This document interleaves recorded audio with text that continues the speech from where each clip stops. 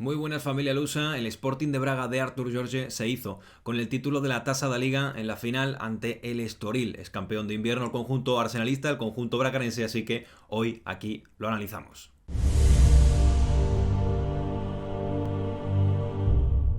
Lo primero que hay que decir es que Artur Jorge levanta su primer título como técnico del Braga, después de un partido que realmente fue igualado. Yo creo que fue muy igualado a mi parecer. Es verdad que sí fue un poquito más o un poquito mejor el Sporting de Braga, tuvo más pelota, tuvo alguna que otra ocasión más que el Estoril, y yo creo que ambos equipos se le esperaba algo más. Yo por lo menos esperaba mucho más juego ofensivo de ambos, bastante más juego ofensivo de ambos, sobre todo por bandas. Ahora después hablaremos de alguna estadística que me ha llamado mucho la atención, después del partido revisar estadísticas y ver cómo el juego por bandas escaseó bastante.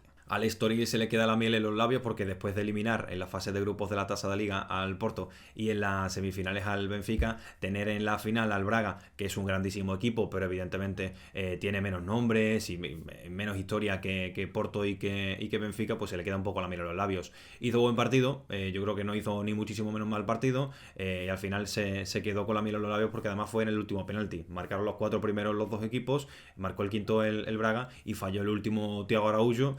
Que bueno, fue una pena, lo falló y ya está. Son cosas que te pueden pasar. Al final, si tienes que perder, que sea de esta manera, ¿no? Y que no sea con una vapuleada, que no sea con una mala imagen. Creo que dio una buena imagen el equipo de Vasco Seabra y la verdad es que yo creo que se tiene que quedar contento. Vuelve a jugar una final a nivel nacional después de 1944, que jugó la final de la Taça de Portugal contra el Benfica, y ahí sí que fue vapuleado hace ya pues 80 años. Esta final la verdad es que la ha competido, aunque como digo, y vamos con eso, el nivel en general fue un poco inferior a lo que por lo menos yo esperaba. Antes de ir con los datos que quiero destacar del partido, las estadísticas destacadas y que sobre todo no solo porque llamen la atención, sino porque ilustran muy bien lo que pasó, quiero destacar a un par de futbolistas de cada equipo por parte del Sporting de Braga, del campeón. Ricardo Horta estuvo muy bien, como siempre. Al final es un futbolista que rinde muy bien, es un futbolista que ha estado 2 o 3 veces a punto de irse del Braga, pero no se ha terminado marchando, y gracias a que Ricardo Horta se quede, creo que al final el Braga ha mantenido un nivel durante los 2 últimos años, 3, competitivo muy alto. Ojalá que haga algo en Europa porque sería bonito. Y después también quería destacar a Joan Moutinho, que la verdad es que es una locura lo que hizo, porque a un centrocampista posicional como es Joan Moutinho, que lleva las manijas del equipo, hizo todo lo que podía, todo lo que podía. Tengo por aquí una estadística, y es que Joan Moutinho hizo 91% en acierto de pase, pero es que de 102 pases que intentó, hizo 93. Es una locura. Además hace 2 pases clave, es decir, provoca 2 ocasiones de gol. Hizo un partidazo Joan Moutinho. Os estoy dejando ahora mismo el mapa de calor porque estuvo presente en todas las zonas, en zonas de creación, en campo contrario, estuvo en todos lados. Se equivocó en muy pocos pases, y ya te digo que en los que se equivocó ninguno de ellos fue peligroso para su equipo, y la verdad que tener un jugador así vale mucho. Y en este caso Moutinho, que es verdad que entre comillas viene de vuelta, como se dice, pero bueno, si tiene que venir de vuelta un futbolista como Moutinho al Braga, pues estarán encantadísimos. Y por parte del Estoril me gustaría destacar a 2 futbolistas. El primero, y el que más yo creo que fue el mejor de Estoril, es Mateus Fernández. En el centro del campo hizo de todo. Es verdad que el Estoril tuvo poco la pelota. Ahora hablamos en número de pases, que lo voy a destacar en las estadísticas. Bueno, le faltó tener la pelota, pero en los duelos estuvo genial. Creo que tuvo mucho recorrido en los contragolpes que tuvo el Estoril, que al final creo que la mayoría de ataques de Estoril fueron a través de contragolpes, de contraataques. Mateus Fernández estuvo presente en todos prácticamente de estos contragolpes, y la verdad es que lo hizo muy bien. Otro jugador que lo hizo bien, aunque creo que le faltó ese piquito de ser providencial en el partido, es Joao Márquez. Es un futbolista muy talentoso, con una clase con el balón en los pies y con una visión de juego brutal. De hecho, el penalti que provoca Cassiano y que marca Cassiano en el minuto 3 de partido, al principio del partido, el pase que da Joao Márquez es una genialidad. Es estar mirando en horizontal al campo y meter un pase a la espalda de la defensa, a la espalda de Josep Fonte individualmente, porque es el que provoca el penalti. Bueno, es el que hace el penalti que provoca Cassiano, y bueno, esa providencialidad sí que está ahí, pero es verdad que quizás se le esperó un poquitito más a lo largo del partido, pero es un futbolista que tiene potencial para ser diferencial en el equipo en el que esté, porque seguramente no aguante mucho en un Estoril, que es un club vendedor, evidentemente, como la mayoría de clubes en Portugal. Y ahora vamos con las estadísticas que he querido destacar. De hecho, saco la chuleta, como pueden ver. Tengo aquí un cuadernito con los datos y voy a destacar algunos de los datos que por cierto, he sacado de SofaScore, que me gusta mucho utilizar esta herramienta, esta aplicación que te da muchísimos datos a nivel colectivo de los equipos y también incluso a nivel individual, que también lo hablaremos. Lo que hablábamos antes, precisamente, el tema de la circulación de pelota. Tuvo muchísima más circulación el Braga, y tuvo un 87% en acierto en pases, de 592 pases hizo 515.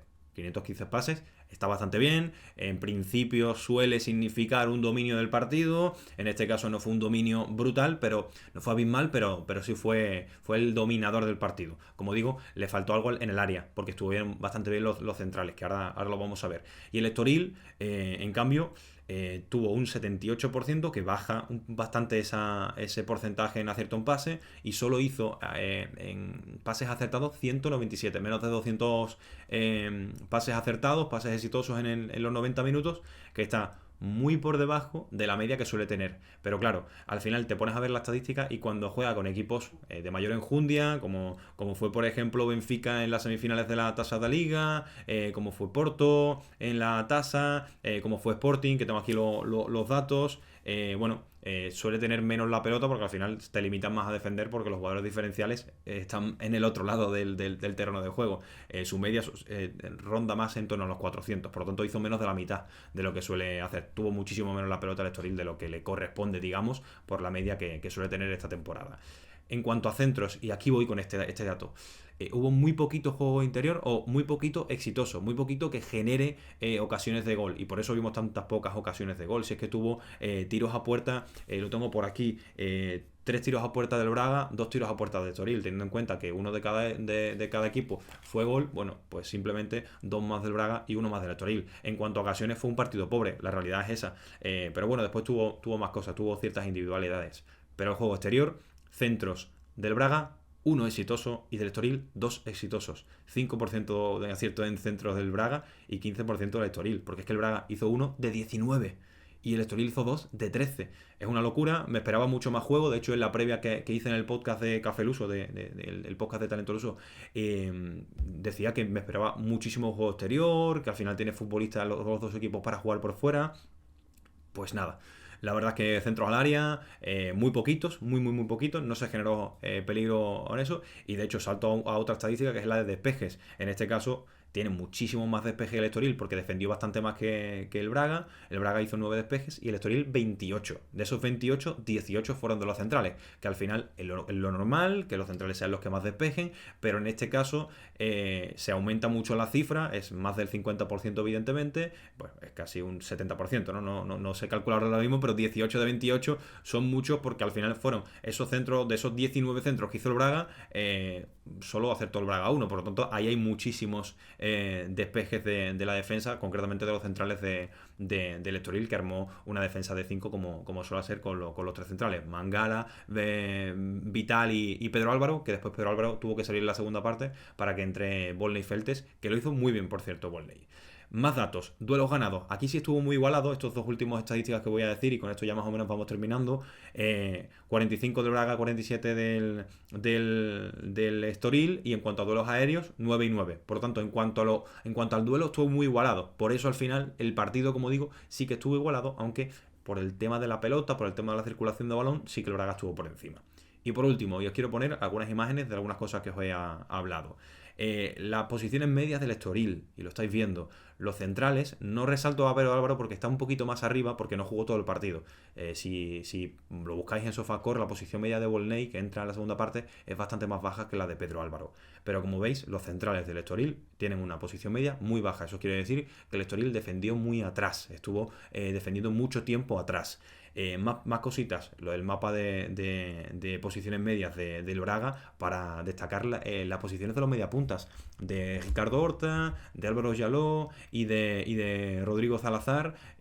Todos parecen que son mediapuntas por dentro, ni mucho menos. Lo que pasa es que se movían todos por una banda, por otra, por dentro, aunque no tuvo grandísimo éxito, porque al final no generó muchísimas ocasiones de gol. Pero bueno, al final habla mucho de lo que intenta hacer Artur Jorge con esos mediapuntas, con esa movilidad de los mediapuntas. Así que con esto y con la foto, con la imagen que os puse de João Moutinho antes de esa posición media, que eso es una locura lo que hace, ¿no? El mapa de calor que tiene.